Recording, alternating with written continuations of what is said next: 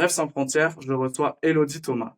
Cette jeune trentenaire qui a grandi en région parisienne a décidé de quitter la frénésie des grands centres urbains pour s'exiler en Gaspésie. Cette région du Québec au Canada est connue pour ses grands espaces et la chaleur de ses habitants qui contraste avec son rude climat. Elle peut y assouvir sa passion du grand air en s'adonnant avec assiduité à l'escalade et à l'ultra-trail. Infirmière au grand cœur, elle ne compte pas ses heures au service des soins intensifs de l'hôpital de la ville de Maria. Son dernier projet est un ultra-trail où elle va traverser la Martinique du nord au sud afin de lever des fonds pour construire une maison de soins palliatifs dans la baie des Chaleurs en Gaspésie.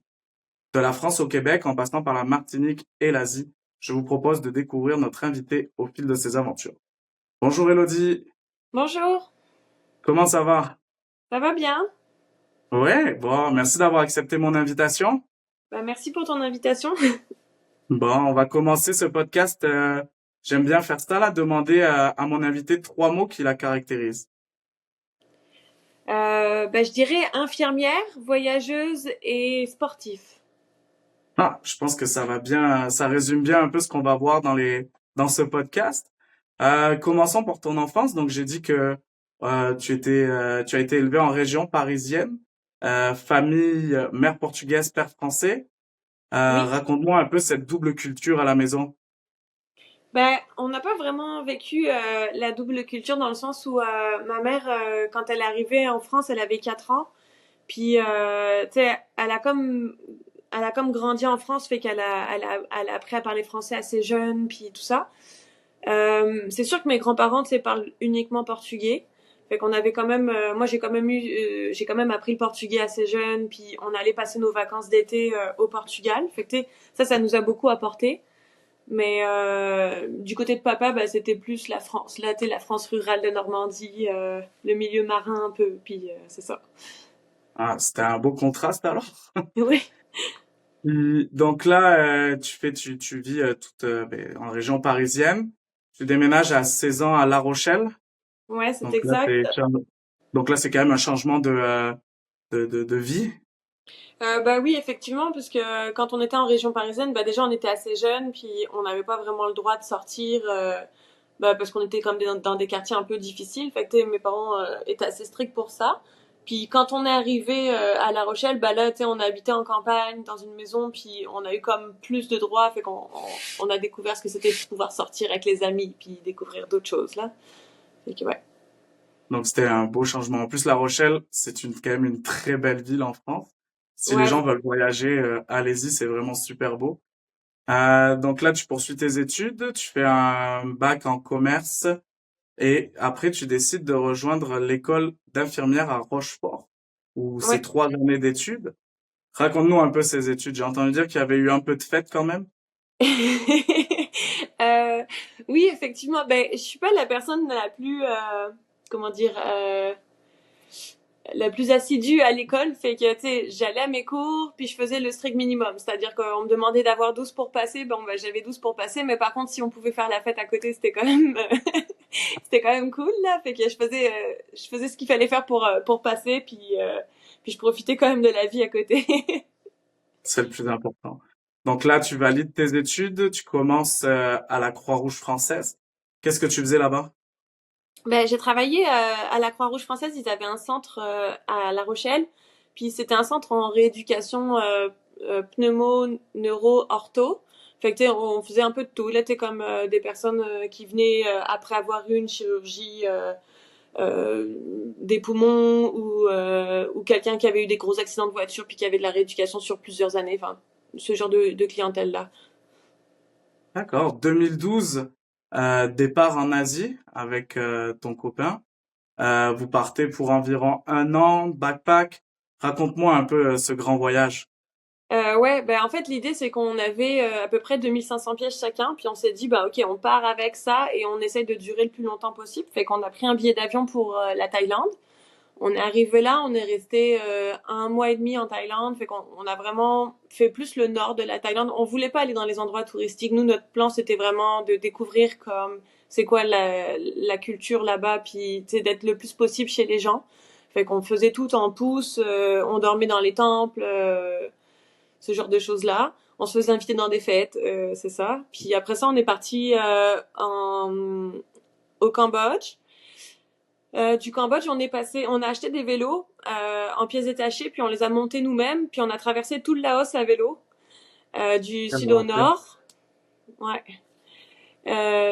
Puis après ça, on a traversé la frontière pour aller au Vietnam. On a traversé également la moitié du Vietnam en vélo. On est remonté à la frontière chinoise. C'était pas très logique notre, notre voyage. Puis là, on a vendu nos vélos parce qu'on était tannés de faire du vélo. Ça faisait déjà 2 mois et demi. On était comme tannés. Puis on est passé en Chine. Puis là, en Chine, on a vraiment plus voyagé tout ce qui était frontière tibétaine. Fait que là, on est resté un bon bout de temps. On n'a pas été très sages dans nos fréquentations, on va pas se mentir. On s'est fait inviter plein de fois dans des maisons tibétaines. On a été à un mariage, on a été à fêtes, des fêtes. Puis à l'époque, c'était quand même pas mal la période où il y avait eu pas mal d'immolations de moines. Puis Ouh. on s'est retrouvé dans ce genre d'endroit là. On va pas se mentir.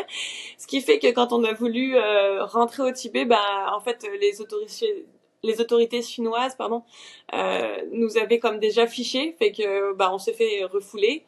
Ils nous ont donné 1 mois pour quitter le territoire, fait qu'on a pris un billet d'avion pour le Népal. Puis après ça, on est parti au Népal. Là, on a fait du trek pas mal. Puis on a fini en Inde. On a fini en Inde dans le nord. Puis c'est pareil, là, on a pas mal fait de trek. On a visité un peu. Puis on est fini par partir parce qu'on avait plus d'argent. Souvent, c'est la cause de fin des voyages. Alors, on voit que tu as fait quand même beaucoup de pays. Peux-tu nous parler un peu de choc culturel que tu as eu par rapport à l'Europe, à l'Occident? Ouf. Tu veux dire en Asie, les chocs culturels par rapport à Ouais, chez nous? exactement, ouais. Bah, je pense que les deux endroits les plus choquants pour nous, bah, ça a été la Chine. La Chine, j'ai vraiment eu un genre de rapport amour-haine. C'est-à-dire Ouais. que dès qu'on était en campagne, je pouvais adorer ça, triper sur le monde, puis tout ça.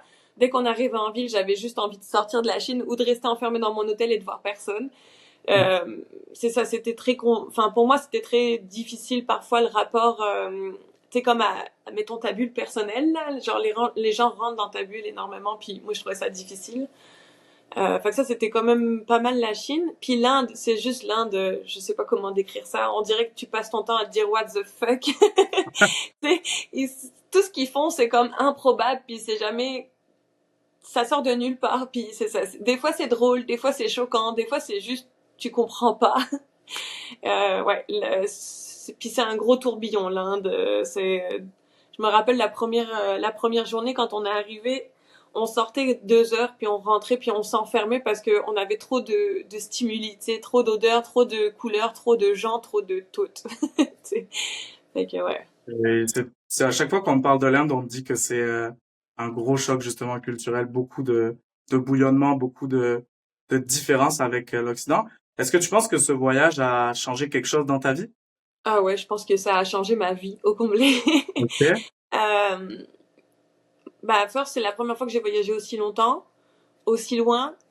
Puis tu sais, avant ça, j'étais une personne assez anxieuse, c'est assez anxieuse qui, tu sais, genre j'avais besoin de tout prévoir. Puis je pense que j'ai appris le laisser prise, puis ouais, ça m'a vraiment changé, ça a vraiment changé mon caractère, puis ça m'a ouvert aussi aux autres cultures, puis donné envie de découvrir encore plus d'autres endroits, puis tu sais, d'envisager le voyage différemment aussi, de me dire que bah peut-être au lieu de faire plein d'endroits vite, bah tu peux aussi aller juste à une place puis pas bouger dans un village puis rencontrer les gens pour vrai.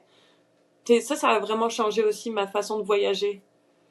Ouais, ça c'est souvent c'est deux comment dire deux façons de penser différentes. Il y en a qui vont une semaine quelque part, qui pensent avoir découvert, puis d'autres qui ont besoin de plusieurs mois. Je sais qu'on ça commence à avoir une tendance où les gens restent plus longtemps pour essayer de s'immerger vraiment. Mhm. Personnellement, je pense que c'est une bonne chose. Ouais, Euh, là, tu finis ton voyage, vous retournez en France, tu retournes à la Croix-Rouge. ouais, Et là, le voyage t'a changé, comme tu dis, puis tu as envie de repartir. ouais, Comment effectivement. ça se passe? Bah en fait, on est rentré en France. Bah tu sais, les premières semaines c'était comme le repos après l'Asie puis ça faisait du bien, mais ça a été assez vite que bah on a commencé à se dire ouf.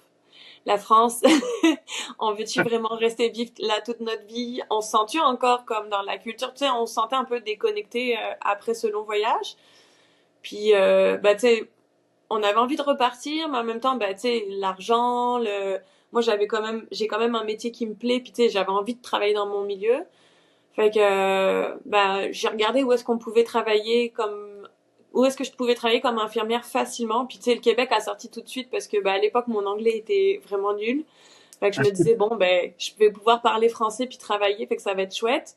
Puis, tu sais, dans mon imaginaire, le Québec, c'était comme pas mal la nature puis tout ça. Puis, Émile, mon ex, là, était comme biologiste marin. Il fait de la biologie marine, pardon. Fait que, tu sais, on se disait, ah, bah tiens, ça va être facile de travailler dans l'écologie là-bas. On sait pas pourquoi, mais on s'était dit ça. Tu t'es dit beaucoup d'arbres, beaucoup de travail. Ben, tu sais, l'imaginaire français, là, du Québec et de la Ouais, nature. Là, tu sais. Fait que bref, tout ça pour dire que, ben, on a décidé de repartir assez rapidement. Fait qu'on est resté 1 an et demi en France, le temps de se préparer, puis on a toutes vendu nos affaires, puis on est reparti au Québec. c'est ça. Printemps 2014, vous arrivez au Québec. Ouais, Au départ, vous étiez destiné à l'Abitibi. ouais. Et vas-y. Ben, c'est ça. Ben, pendant qu'on était en France, on avait passé des genres de recrutement Santé Québec. Et donc, ils nous avaient vendu la BTB comme la région phare où aller. Puis, ils m'avaient proposé une job. Fait que là, dans notre plan, c'était on arrive à Québec, on reste 1 semaine ou 2, puis on va en Abitibi pour vivre. Sauf que ça s'est pas passé comme ça. Ben, on est arrivé au Québec, on a commencé. Nous, tu sais, on n'avait jamais regardé une carte. Là, moi, je savais pas où c'était la BTB. J'ai aucune idée là. Puis on arrive au Québec, on en parle avec les gens qu'on rencontre, puis là tout le monde est comme pourquoi vous voulez aller en Abitibi? Genre, Émile travaille en biologie marine, il y a pas de mer, genre c'est pas une belle région, Val d'Or ça va être compliqué. Ben tu sais, il nous disait genre c'est sûr vous allez pas vous plaire là-bas. Fait que là on était comme un peu dépourvus parce que tout notre plan se tombait à l'eau. Puis là j'ai eu l'idée d'appeler une amie que j'avais pas vue depuis longtemps, ça faisait comme 6 ans qu'on s'était pas parlé. Je l'ai texté puis j'étais comme hey, j'ai su que t'étais au Québec, où est-ce que t'es? Puis là elle me répond bah je suis en Gaspésie. Fait que là je suis comme ok, fait que je regarde sur la carte tout ce que c'est, je vois qu'il y a la mer puis tout, puis elle me dit bah écoute si t'as du temps viens passer 1 semaine en Gaspésie puis tu sais on va parler de votre avenir puis tu décideras où ce que tu vas après. Je suis arrivée en Gaspésie avec Émile puis ben, le premier jour, on est arrivé, on a été comme écouter un slam dans une boulangerie à Bonaventure. Puis là, on a rencontré un couple qui s'appelle Aude et Simon. Et je sais pas comment t'expliquer, ça a été comme un coup de foudre amical. Tu sais, on s'est rencontrés, ils nous ont invités le soir même à rester avec eux faire un autre party. Et puis, on s'est pas quitté pendant 2 mois, je pense. Et ben c'est ça. Au bout du troisième jour, j'ai dit à Emile, je pense, on va vivre en Gaspésie. Et c'est comme ça que ça s'est passé. Mais ça, c'est une petite parenthèse là quand pour les gens qui écoutent, les recruteurs qui vous recrutent au Québec, attention, ils veulent vous recruter pour aller quelque part, mais ils vous disent pas toujours la vérité. Donc comme tu sais, il faut se renseigner avant de partir, savoir si ça te correspond vraiment, mais attention aux recruteurs, des fois ça peut être des grandes surprises comme dans ton cas. Donc vous installez à Bonaventure. C'est ça. Là, ben, tu commences, t'as un poste comme tu disais, t'as postulé puis t'es pas mal reçu partout. Ouais. Euh, Justement, explique-nous un peu comment ça se fait quand tu es une infirmière immigrante qui arrive au Québec, les démarches avec l'ordre des infirmières. Explique-nous un peu tout ça. Bah, 2014, c'était la belle année, on va pas se mentir. On est arrivé à une période où où le Québec avait une démarche de fort recrutement à l'étranger pour les infirmières. Fait que ça tombait vraiment à pic. Dans le fond, bah, c'est ça, là. J'ai postulé dans plusieurs hôpitaux. Maria m'a tout de suite répondu oui. C'était le plus proche de Bonaventure, fait que ça faisait bien notre affaire. Puis, bah, en fait, j'avais juste à faire la démarche d'immigration, donc permis fermé, qui était comme simplifié et raccourci spécialement à cause de mon métier. Ok, Fait que ça, au lieu d'avoir comme 6 mois de démarche, mettons, ça a pris quelques semaines, tu sais. Puis, une bonne chose ça. ouais, ça a été vraiment rapide. Puis là, j'ai eu une équivalence de 3 mois à passer pour mon diplôme. Fait que l'équivalence, c'est un grand mot, là. En gros, t'es attribué à un service. Fait que moi, c'était en médecine pour mon cas. Et puis pendant 3 mois, tu travailles sur le plancher, puis tu as une infirmière qui est avec toi et qui te check de temps en temps pour voir comme si tu fais correctement les choses, mettons. Fait Comme que un ça, grand stage, en fait. non, c'est ça, c'est comme un stage, si tu veux. C'est comme un Ok. stage. Puis à la fin de ça, bah ces papiers-là sont envoyés à l'ordre infirmier du Québec, puis eux, bah, valident ou pas ton stage, et en fonction de ça, bah, tu obtiens ton équivalence de diplôme, qui est l'équivalence d'une infirmière clinicienne au Québec, parce qu'il y a plusieurs sortes d'infirmières au Ouais. Québec. Fait que c'est comme une bachelière, dans le fond. Ok. Puis, c'est quoi justement les différences entre les hôpitaux en France puis celui au Québec? Ben, c'est sûr que, tu sais, j'ai pas fait les grands centres au Québec, là, j'ai juste travaillé dans un hôpital de région, fait que, tu sais, bah, la différence, c'est que ici, tout le monde se connaît, chaque personne qu'on soigne, c'est quelqu'un de la famille ou qui connaît, ou le voisin, ou whatever, de quelqu'un qui travaille. Fait que, tu sais, il y a comme un rapport plus, amical et plus familial, tu sais, tout le monde se tutoie, Mhm. euh, tu sais, si j'ai un patient qui me dit, ah ben moi, j'aimerais bien manger une petite poutine, ça se peut bien que j'aille lui en chercher une, tu sais, genre, il y a un peu ce côté vraiment plus humain et plus familial que tu retrouves peut-être pas dans les grands centres où t'es plus anonyme. Après, il y a aussi des réalités qui sont que bah ici, il y a certains villages qui ont pas de réseau téléphonique pour appeler les urgences, que tu peux facilement faire 1 heure et demie d'ambulance avant d'arriver à l'hôpital. Et puis, ben, on n'a pas de spécialistes dans tout. On a quelques spécialistes, mais vraiment pas beaucoup, ce qui fait que ben régulièrement, on est obligé de transférer des patients sur Québec ou Montréal. Puis ça passe par une ride d'ambulance jusqu'à l'aéroport, donc 45 minutes, plus un vol qui peut durer X ou Y temps en fonction de s'ils doivent aller chercher d'autres patients ailleurs au Québec ou non. Puis, on parle pas des tempêtes de neige l'hiver, on parle pas des Du qu'il y a ciel qu'une seule bas route pour y aller. Il y a On parle pas de tout ça. Puis justement, ben, tu sais, parlons des réalités d'un hôpital en région. On sait que il y a une grosse crise de personnel qui frappe l'hôpital au Québec. Est-ce que vous êtes plus impacté ou est-ce que c'est correct pour vous? Non, on est quand même bien impacté pour 2 raisons. Un, on est en région éloignée, fait que ça tente moins les gens de venir travailler là. Fait que, tu sais, on fonctionne quand même beaucoup aux agences. On va pas se mentir, les soins critiques, urgences, soins intensifs, c'est ce que je vais parler parce que c'est ce que je connais le mieux. Mais on Mhm. fonctionne, tu sais, on a fonctionné à quasiment 50% pendant longtemps. Là, je te dirais qu'en ce moment, on est à 30% d'agences encore. Fait que c'est des gens qui viennent dépanner, mais qui sont pas là. Tu sais, ils viennent 2 semaines, 3 semaines, puis ils s'en vont. Fait que, tu sais, c'est cool parce que ça nous aide, mais tu sais, pour nous, c'est aussi beaucoup de job parce que ça veut dire que c'est quelqu'un que tu formes pendant 2, 3 semaines, puis qui s'en va. Et qui éventuellement reviendra pas. Fait que c'est beaucoup d'énergie, tu sais, qu'on met dans ça. Et puis l'autre raison aussi, c'est qu'on n'a pas de crise du logement partout au Québec, puis tu sais, encore plus chez nous, quoi. Enfin, t'as pas d'endroit où les loger. Donc, ça aussi, c'est compliqué pour nous. Ouais, tu sais, moi j'ai fait un été à Gaspé. Puis j'avais tellement aimé ça que je m'étais posé la question de rester. Puis Mhm. finalement, pas de logement, des difficultés, t'es obligé d'être en coloc, t'es obligé de vivre dans une chambre de motel. Donc j'avoue que mon envie a vite passé. Revenant un peu à tes premiers pas en Gaspésie, Mhm. j'aimerais bien que tu me parles d'une de tes premières activités, la rando sous la neige. Ouais, c'est ça. On arrive, on est fin mars, il y a encore des tempêtes de neige parce qu'on est en Gaspésie. Fait que Aude et Simon, justement mes amis que j'ai rencontrés ici, me proposent d'aller marcher en forêt. Et moi j'ai jamais fait ça là, genre j'ai jamais vu de neige à La Rochelle, on va pas se mentir, il y avait pas de neige là. Fait que on y va, puis tu sais on n'a pas de raquettes, puis on s'enfonce à mi-genoux, on avance tant bac mal, on n'a jamais fini la rando, hein, on a fait 2 kilomètres puis on a fait demi-tour. On n'a pas eu d'engelure, c'est déjà ça. C'est déjà ça, parce qu'il y en a qui auraient insisté. Puis justement, on parle tu sais, de ton couple d'amis. Comment s'est passée ton adaptation en Gaspésie? Écoute, c'est un peu comme ça a été un peu une expérience merveilleuse. Là, tu sais, j'ai vraiment été très chanceuse, puis je remercie beaucoup les gens d'ici. Tu sais, on est arrivé ici, puis c'est comme si tout le monde nous avait pris sous leur aile, pardon.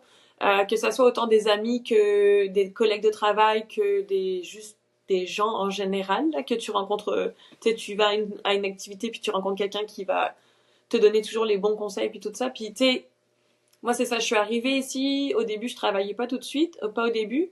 Puis, tu sais, ah, on va faire ça, tu veux venir avec nous? Ok, viens. Ah, il y a un 5 à 7 chez telle personne. Ouais, je les connais pas. C'est pas grave, viens pareil. Ok, viens. Tu sais, c'est vraiment ça. Comme le monde t'invite facilement à plein d'activités, puis tu rencontres une personne, puis là t'en rencontres deux, puis finalement t'en rencontres 20, puis la fois d'après tu vas à l'épicerie, puis t'en recroises d'autres. Fait que c'est ça, c'est comme un petit monde qui se tient soudé, puis avec une grosse vie communautaire. Fait que tout le monde se retrouve aussi tout le temps pour des corvées, genre, hey, la ferme à côté, ils ont besoin qu'on aille les aider pour récolter les légumes. Ok, on y va. Puis tu sors de là, t'as un paquet de 25 kilos de carottes parce que le gars, il a des carottes qui sont déclassées puis qu'il pourra pas les vendre anyway, fait qu'il te les donne. Mais tu sais, c'est ça, la Gaspésie aussi, là. C'est cette espèce d'entraide collective. Ça rappelle un peu les villages en France où il y a Ouais, vraiment cet esprit-là. ouais. On va avancer, on arrive on fait un grand bond jusqu'en 2019. Mhm. Malheureusement, un peu comment dire, une réalité qui arrive pour les immigrants. Vous vous séparez avec Émile, donc ton conjoint de l'époque. Est-ce Ouais. que tu penses que justement l'immigration a pu être un enjeu? Ben oui, quand même un peu parce que ben tu sais, on est arrivé ici. Pour moi, ça a été super facile de trouver de la job. Pour Émile, ça a été plus compliqué. Euh, tu sais, il a fallu qu'il se fasse un petit réseau. Il a dû aller travailler à Québec pendant un an. Après ça, il a été comme un peu à Tadoussac. Il est revenu finalement en Gaspésie. Puis, tu sais, à un moment donné, on a fait le constat que lui voulait repartir, moi je voulais rester. Puis, Mhm. tu sais, je pense que au fil du temps aussi, d'avoir été séparés aussi longtemps, ben, tu sais, nos sentiments ont comme changé là. Fait qu'on était comme plus rendus amis que juste que en couple, tu sais. Fait qu'on s'est séparés, puis au final, c'est une bonne chose pour chacun. On a pris chacun nos chemins, puis aujourd'hui, on est heureux. Et finalement, les deux, on est toujours en Gaspésie. C'est ça qui est quand même le plus drôle parce que c'est un peu là, c'est ce qui vous a un peu séparés, mais en même temps, vous êtes restés là quand même tous les deux. Ouais. Puis donc là, premier un peu, deuxième tournant un peu dans ta vie, tu fais un voyage en Martinique en janvier 2020. Ouais. Puis c'est sûr que ça contraste un peu avec la Gaspésie. Puis quand tu reviens, Covid. Ouais. Donc, tu sais, en tant qu'infirmière en première ligne, peux-tu nous dire un peu comment c'était en tant qu'infirmière? Ouais, bah, tu sais, moi, j'ai vécu Covid aux soins intensifs. Comment t'expliquer? Ça a été très, très dur. On a fait face à de l'inconnu. Puis, tu sais, nous, en plus, enfin, quand je suis revenue, après mes vacances, quand je suis revenue, tu sais, on avait entendu parler du Covid, mais c'était chez les Chinois. Enfin, tu sais, je dis ça grossièrement, mais c'était un peu comme ça quand même que ça se disait. Tu sais, c'était, ah, en Chine, il y a ça, mais ça nous touche surtout pas. Puis finalement, la semaine d'après, paf, confinement. Nous, on a les premiers cas qui rentrent, on sait pas quoi faire avec. Tu sais, ça a été des patients genre qui, tu sais, mon premier patient Covid, je pense, c'était un monsieur qui allait comme bien, un monsieur d'une quarantaine d'années, puis tu sais, d'un seul coup, détresse respi, puis tu sais, on l'a intubé, puis il est comme décédé dans la foulée, puis tu sais, on s'attendait pas à ça là.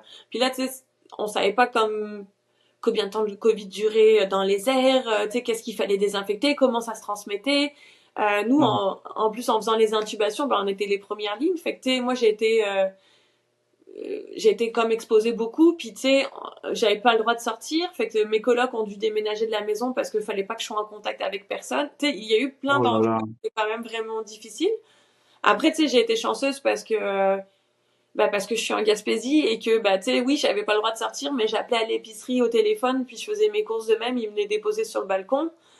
J'avais des gens qui venaient me déposer des petits plats avec des mots que je sais même pas encore qui c'est ces personnes-là mais tu sais avec un petit mot genre hey merci pour ton travail genre je t'ai fait un petit plat à manger tu sais genre ça arrivé plusieurs fois fait que ça a été quand même ça faisait tenir le coup si tu veux mais ça a été très difficile puis tu sais on a eu des choix avec des enjeux de région parce que tu sais bah on n'est pas un grand centre fait que on a 6 respirateurs.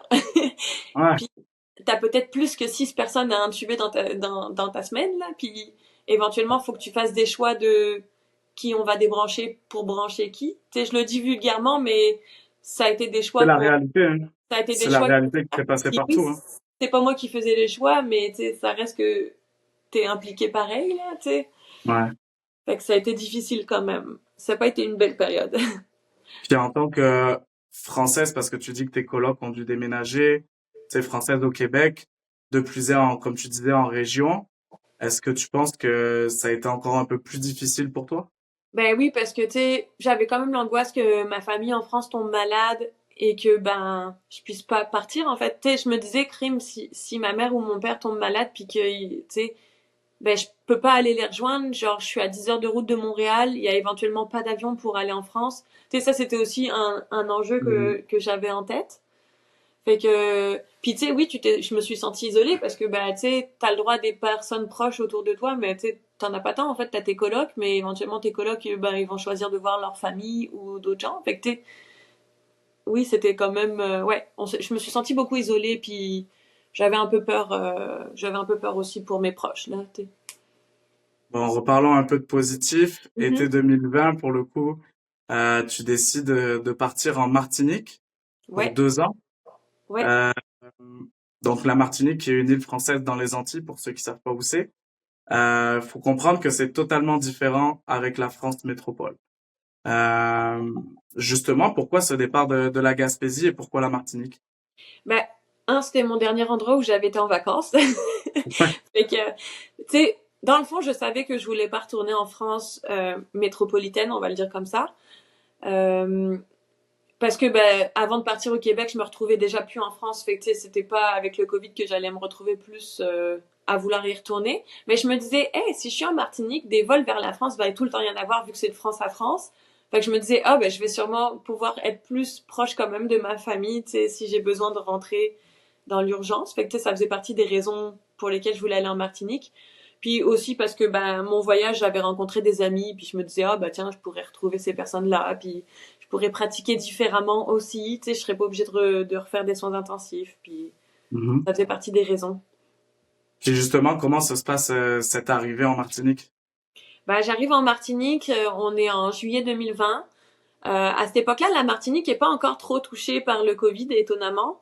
Fait qu'on en parle aussi, mais tu sais, c'est confiné, mais il n'y a pas tant de cas que ça sur l'île, fait que ça passe à peu près. Par contre, il y a une grosse épidémie de dengue. Moi, j'arrive, première semaine, j'attrape la dengue. Fait que je reste clouée au lit 2 semaines. Fait que les hôpitaux étaient déjà un peu débordés à cause de la dengue. Et puis, tu sais, vers septembre, moi, c'est la période où j'ai commencé à travailler. Et c'est aussi la période où, septembre 2020, où la flambée Covid en Martinique a commencé plus. Fait que là, bah, t'es en Martinique, puis les enjeux sont différents. Là, t'sais, autant j'ai vécu les soins intensifs qui étaient difficiles, autant j'ai vécu la Martinique pendant le Covid qui était de la médecine de brousse. Donc, Vraiment. Euh, puis, Pénurie de justement, masques. Ouais. explique-nous, est-ce que c'est la dengue? Parce que tout le monde ne sait pas forcément ce que c'est. Ah, fait que la dengue, c'est une maladie qui se transmet par les moustiques et qui donne des fortes fièvres, diarrhée, vomissements.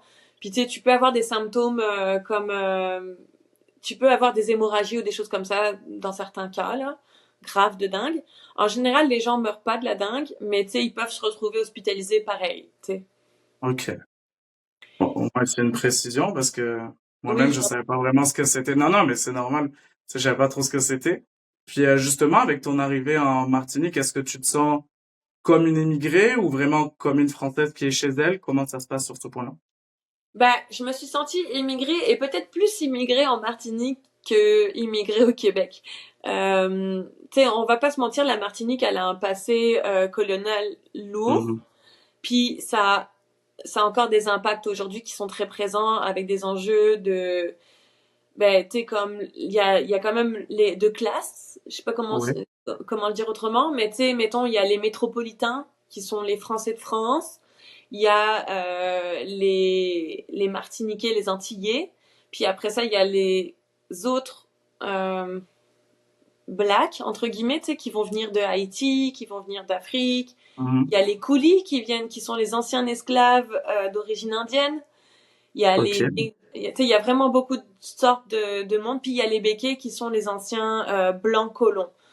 Ce qui fait Ok. que, ouais, ce qui fait que tout ça, ça donne un climat assez tendu, là, tu sais, comme dans l'île. Puis t'es pas toujours bienvenu quand t'es métropolitain. Puis, tu sais, je comprends aussi les Antillais dans le sens où, pour eux, les métropolitains, c'est juste des gens qui viennent de France pour soit les vacances ou pour travailler un an ou deux pour répondre à des besoins et qui s'en vont après. C'est quand même ça. Et je dis pas que c'est la généralité, mais c'est quand même souvent ça, ce qui fait que les Antillais les aiment pas beaucoup, là, tu sais. Ben, justement, c'est quoi tes conseils pour réussir une intégration en Martinique? Ben, j'ai pas eu la meilleure intégration là, tu sais, j'ai essayé. Moi, j'ai habité en colocation dans une maison avec des Antillais. Fait que ça m'a Ok. permis de découvrir une part de la Martinique, ben, tu sais, comme antillaise que j'aurais peut-être pas connue autrement. Puis aussi par mon travail, vu que je faisais du domicile, tu sais, je te dirais que 80% de ma patientèle était des Antillais. Fait que tu sais, ça m'a permis d'apprendre le créole un peu, d'arriver à parler.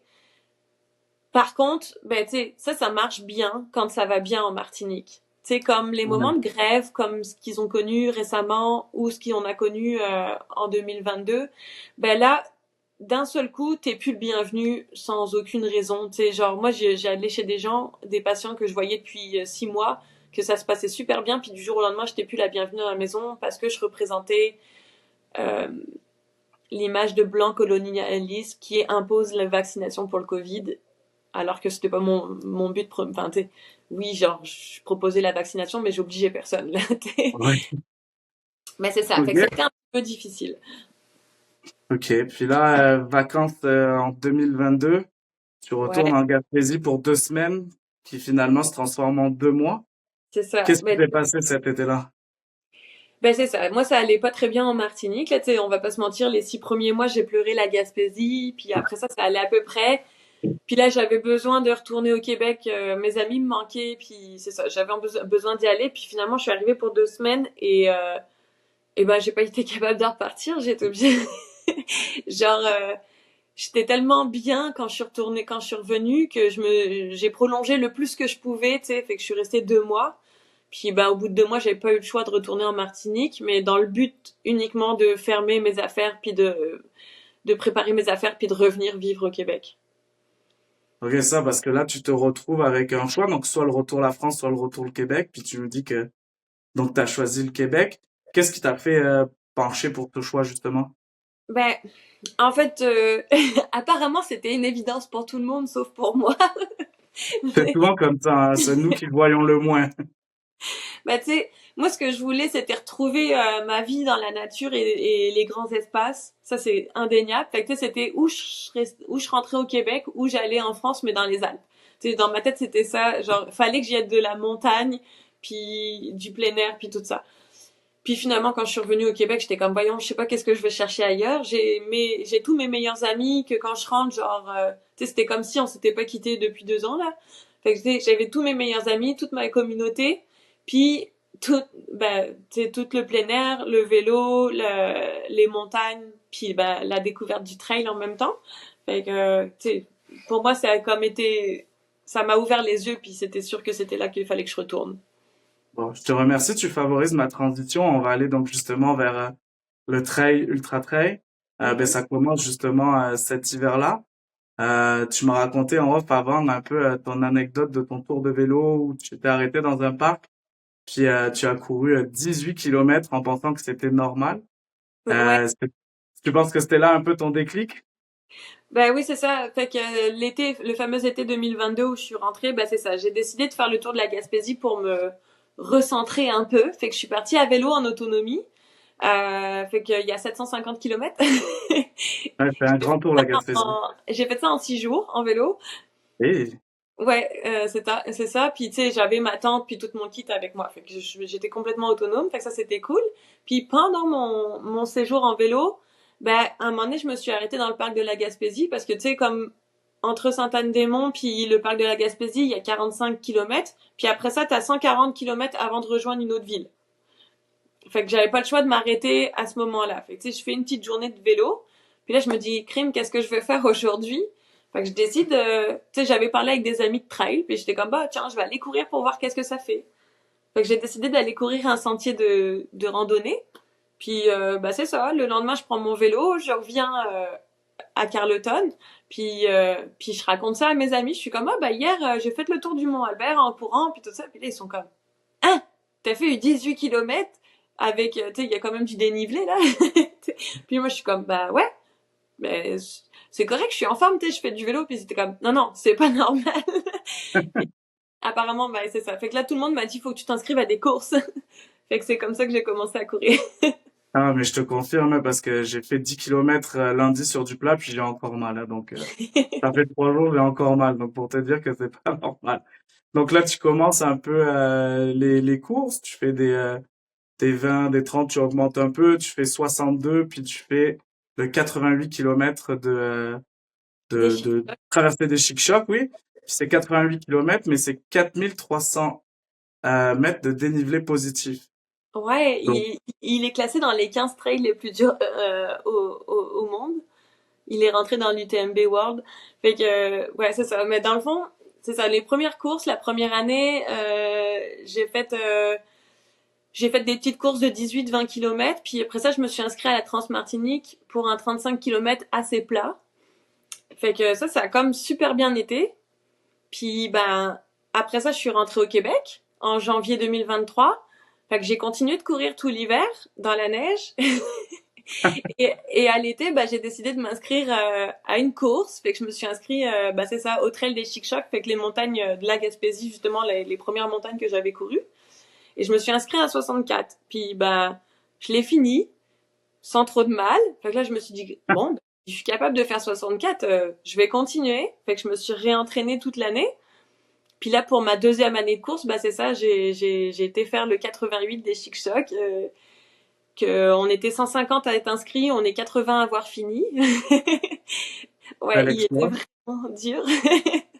Puis justement, qu'est-ce que ça t'apporte, ce long effort, ces longues distances? Bah, déjà, j'ai découvert que j'aimais la course à pied au-dessus de 10 kilomètres. C'est-à-dire que entre 0 et 10, c'est l'enfer. Genre, j'haïs ma vie, je déteste courir, j'ai pas de plaisir. Mais passer 10 kilomètres, 10 kilomètres ou 1 heure à peu près. Là, ben, je sais pas pourquoi, mais c'est le moment où je commence à être bien dans la course. Puis là, genre, je commence à être assez à l'aise que je peux penser dans ma tête, tranquille, sans faire attention au chemin. Puis bah, des fois, au bout de 2 heures, 3 heures, là, genre, je pense plus du tout. Puis j'ai juste une sensation de liberté puis de force incroyable. Là où je me sens surhumaine en me disant, waouh, je peux faire ça. Puis des fois, je sais même pas où ce que je suis, j'ouvre les yeux, puis je suis comme, ah ouais, je suis déjà rendue là. C'est ça, c'est un peu drôle là. Mais c'est ça, puis tu sais, je suis un peu quelqu'un de curieux puis de têtu là dans la vie, puis mon but dans le trail, c'est de savoir où est-ce que je peux aller au max. Puis à date, j'ai pas tapé de bure comme on dit dans le trail là. Ouais. Fait que bah c'est ça, je continue. Puis tu sais, je regarde beaucoup moi de reportages sur les ultra trailers, sur les gars qui font les UTMB, qui font les longues courses. Euh, à quoi tu penses quand tu cours justement dans tous ces kilomètres-là? Parce que c'est long. Bah alors déjà au début, tu commences par penser à toutes les choses qui encombrent ta vie. Alors tu penses à tes courses, à est-ce que tu as bien fermé ta porte, ah telle personne il m'a fait chier hier ou c'est ça, le genre qu'est-ce que je pourrais faire. Puis bah moi j'ai comme la fâcheuse manie de penser à ma prochaine course, c'est-à-dire que la fille qui m'a sur le 88 km, j'ai eu le droit à quelqu'un qui a couru avec moi les 35 derniers kilomètres là. Elle pourrait être témoin. J'étais épuisée, mais tu sais, je courais, puis je lui disais, ah là, bah là, je pourrais faire la Transmartinique, puis m'inscrire. Puis elle était comme, finis cette course-là avant de penser à ta prochaine. Mais c'est ça. Après, sinon, il y a aussi des moments, tu sais, tu passes par plein d'émotions, là, quand tu cours. Tu sais, au début, bah, t'as un peu, c'est ça. Au début, c'est de la violence, t'aimes pas ça, c'est dégueu. Après ça, t'es bien, puis après ça, il y a des up and down, tu sais, comme, il y a des Mhm. moments où t'es super euphorique, tu ressens de la gratitude, t'as envie de pleurer, de dire merci à tout le monde, puis d'embrasser la terre, tu sais. Puis il y a des moments où là, genre, là, tu commences à être dans la douleur, puis là, tu sais, c'est juste te gérer toi-même, là. Puis on dirait que c'est comme un beau défi aussi de gérer, cette espèce de ouais, de douleur. C'est un peu un rapport amour-haine aussi, je pense. Justement, tu parlais de la Transmartinique, ça va être ton prochain grand défi. Donc, ça va être en décembre prochain. Tu vas faire donc la traversée du nord au sud de la Martinique, 134 kilomètres, 5024 kilomètres de dénivelé positif. Puis il y a quelque chose que je veux aussi dire, c'est 5043 en descente. Donc là, ça tape dans les fessiers. C'est de la semi-autosuffisance. T'as un max 45 heures pour le faire. Puis, c'est important de dire que justement, t'aimais pas de 0 à 10 kilomètres. Je sais pas si je vais te décourager ou pas, mais j'ai regardé le parcours. tu attaques par 9 kilomètres de montée pour aller jusqu'à presque 1300 mètres. Euh, qu'est-ce qui t'a pris? Pourquoi tu as décidé de faire ça? Ben, en fait, c'est pour deux raisons. Premièrement, quand la première année j'ai commencé, fait que là je suis dans ma deuxième année de course. Hein, ça va être, je vais clôturer ma deuxième année de saison, ma deuxième saison de course à pied cette année. Quand j'ai commencé à courir la première année, j'avais couru le 35 km à Transmart, puis je m'étais dit, un jour, je vais la faire en entière, cette course. Genre, ça, c'est mon objectif. Cette course-là, je veux la faire en entière. Puis, tu sais, genre, même si j'ai quitté la Martinique, j'ai quand même un attachement pour la Martinique, puis je trouve ça vraiment cool de me dire, je vais la traverser à la course. T'es dans la tête, là, quand t'as des défis à la con, là, tu sais. Bon, ben, traverser la Martinique du nord au sud, c'est pas mal dans mes tops d'idées tordues. Il y a ça. Puis l'autre chose aussi qui a fait que j'ai décidé de le faire cette année, c'est que le 88 que j'ai couru, de 0 à 10 km, t'avais 1100 de dénivelé positif. Sur les 88 km, on était à 4000 et 4400, là, comme tu disais. Ouais. Fait que, je trouvais qu'en dénivelé, c'était quand même très, très proche. Et en difficulté, je trouvais que c'était très, très proche de ce que va ressembler la Transmartinique, I guess. Fait que, ça m'a motivé. J'étais comme, oh, si le 88 a passé, pourquoi pas 134? Anyway, c'est juste 40 de plus. Bon. Je dis ça maintenant, je fais ma maline, ça sera peut-être pas pareil dans 2 mois. D'accord. Puis c'est quoi ton objectif pour la course justement? Ben, tu sais, comme là, il y avait un double enjeu. Il y avait un autre enjeu aussi, c'est que en Gaspésie, en ce moment, on aimerait faire construire une maison de soins palliatifs.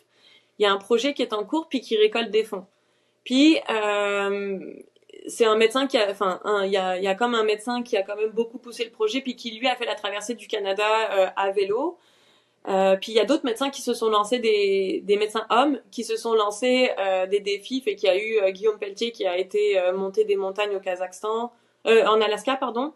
Puis il y a Rémi Poitras qui a fait la traversée de la Gaspésie à la course. Et là, je me disais, mince, il n'y a pas de fille qui a fait de défi pour ce truc-là. Puis, tu sais, moi, c'est un projet qui me tenait vraiment, vraiment à cœur. Fait que là, je m'étais dit, ben, tu sais, tant qu'à faire un truc vraiment dur, ben, autant le faire pour une bonne cause. Puis, je me suis lancée dans ça aussi, là. Ouais, ça parce qu'on va en parler, mais justement c'est une levée de fonds, puis on va mettre le lien pour que les gens puissent aller faire des dons parce que je trouve que c'est quand même assez important. C'est ce qu'on parlait aussi avant l'émission. Moi j'habite Québec, puis chez nous, comme je te disais, dans mon quartier, il y en a deux des maisons de soins palliatifs, puis j'étais super surpris d'apprendre que ben il y en avait pas en Gaspésie, il y en a pas non plus dans le nord du Québec. Mhm. Euh, c'est quand même assez fou de se dire qu'il n'y a pas de maison de soins palliatifs. Comment ça se passe justement en Gaspésie?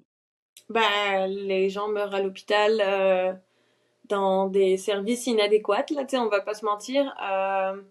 Nous, à l'hôpital de Maria, on a 4 lits de soins palliatifs qui sont jumelés avec la pédiatrie et la chirurgie, ce qui fait aucun sens quand tu y réfléchis. Fait que tu sais, bah, les infirmières, elles ont et des patients de pédiatrie, et des patients de chirurgie, et des patients de soins palliatifs. On s'entend que tu peux pas donner l'attention que tu voudrais à tes patients de soins palliatifs quand tu as autant de patients en charge.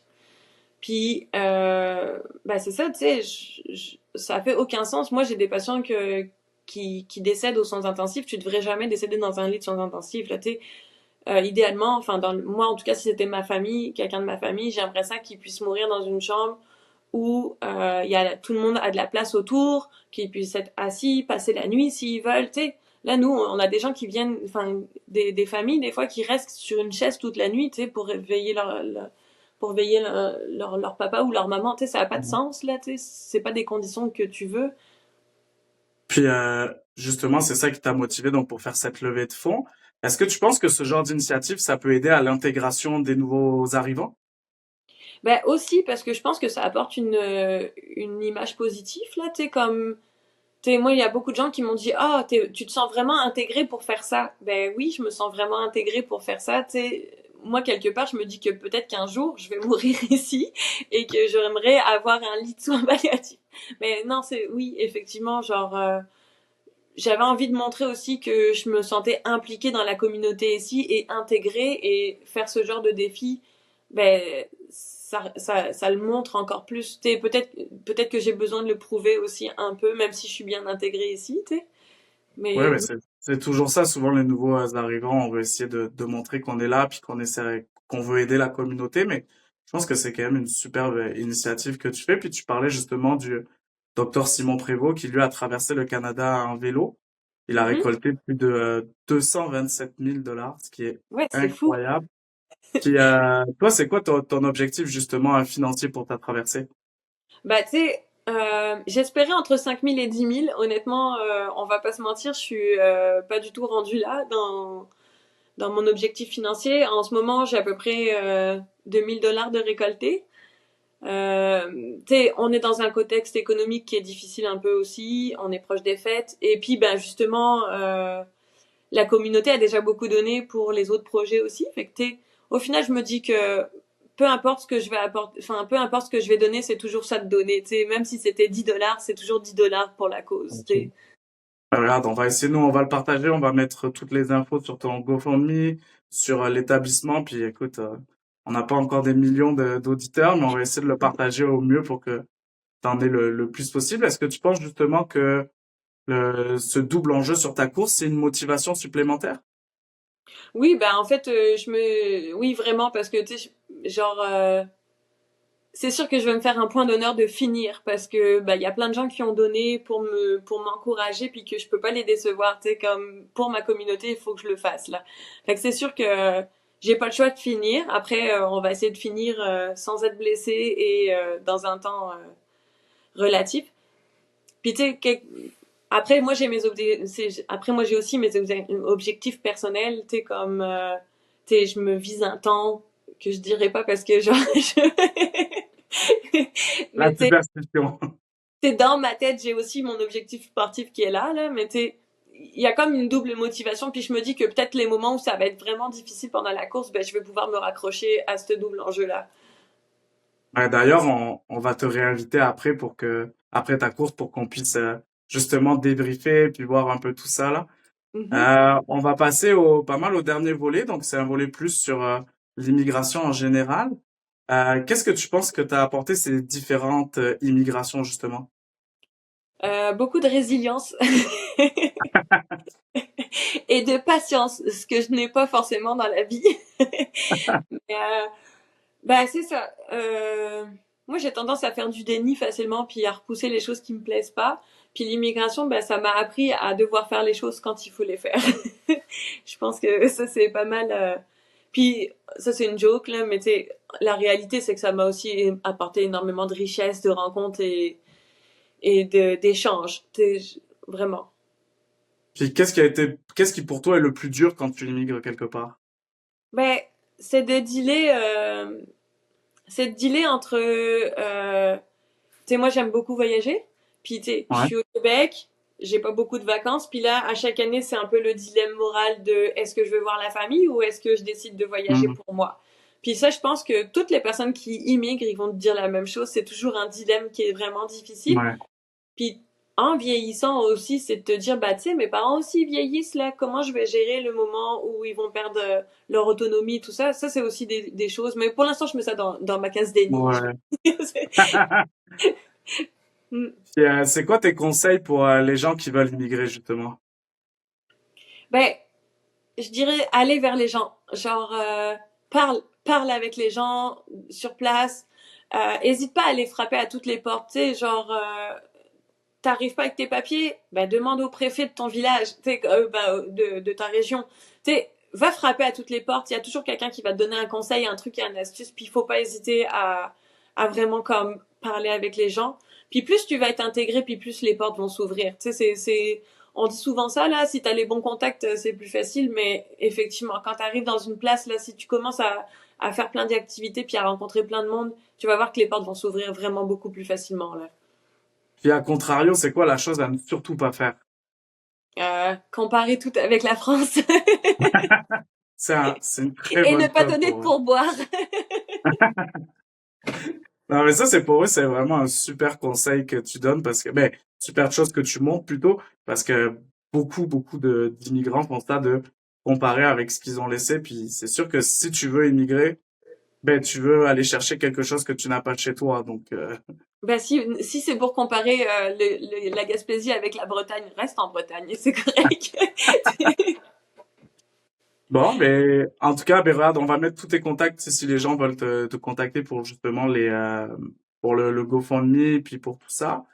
Ben, je te remercie, ça a été une super belle discussion avec toi. Merci beaucoup à toi aussi. Merci, salut. Salut.